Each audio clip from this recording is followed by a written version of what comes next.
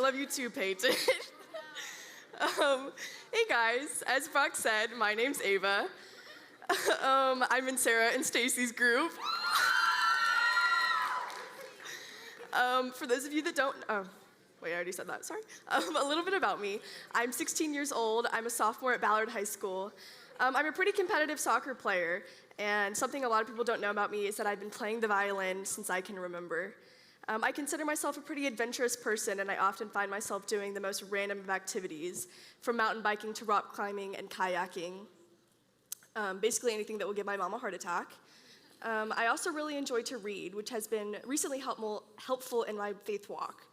I remember being absolutely infatuated with various Bible stories as a kid, my favorite being Esther.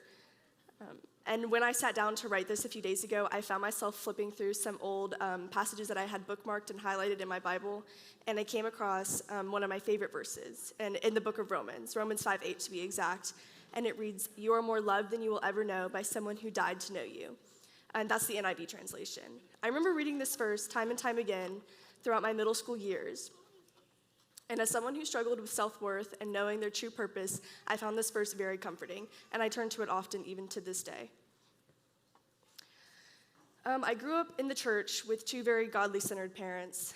They were always involved in the church one way or another. We were always serving other people, serving in kids' ministry, holding Bible studies at our house, or volunteering at the nursing home. They were always eager to serve and eager to help others. I just kind of went along with it when I was little. It's just what we did. I guess I didn't really understand the importance of it. But as I got older and I formed my own opinions, I began to question the importance of the church and even the importance of God. I hit my lowest of lows in about 8th or 9th grade. Fresh off the pandemic, I was really excited to be back in school, and I had really struggled throughout my quarantine days, as I'm sure many of you can relate to. At this point in my life, I knew who God was, but we didn't really have a relationship of any kind. Freshman year was really rough for me. I experienced things I hope to never experience again. I walked away from friendships I never thought I would have to walk away from. I lost my passion for soccer. I lost my passion for music. I lost my passion for school. I fell into a really defeating state of loneliness. I felt unworthy even. I developed severe anxiety and just felt defeated. I remember waking up one day and thinking, I don't want to live like this anymore. I can't keep living in a state of constant sadness. And I'd like to say that that was the Holy Spirit in me, but who knows? I woke up that day and I haven't looked back. God took my flaws and he turned them for good. God has used me in so many ways that I could have never fathomed. For one, I volunteer as an MSM leader here at church on Sunday mornings. I have such a unique love for each and every one of those girls, and I hope someday that they will understand the impacts that they have had on me. I was at one of our MSM overnight, they call it Experience Weekend. It was like 10 o'clock at night, and I was sitting in the stairwell painting a couple 6th grade girls' nails.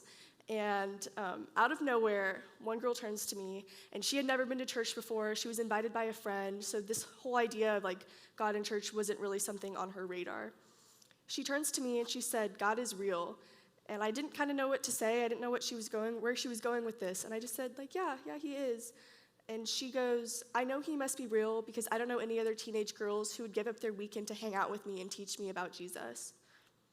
I was absolutely stunned, like I was making an impact on someone else. That moment was just so special to me. And as I've gotten older, I've realized why my parents would drag me to the nursing homes and drag me to all sorts of places. It's because we are supposed to impact others with the grace and the love of God. And I know it's true because I felt it. I know I'm not perfect, and I never will be, but God knows me, and he loves me, and he is using me to impact others. And if he can love me, and if he can use me, I know he loves you. And he's going to continue loving you, and he's going to continue using you to make this world a better place.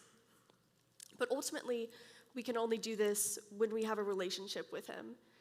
So continue to pursue him, because eventually everything of this world will crumble, and all that will be left is God.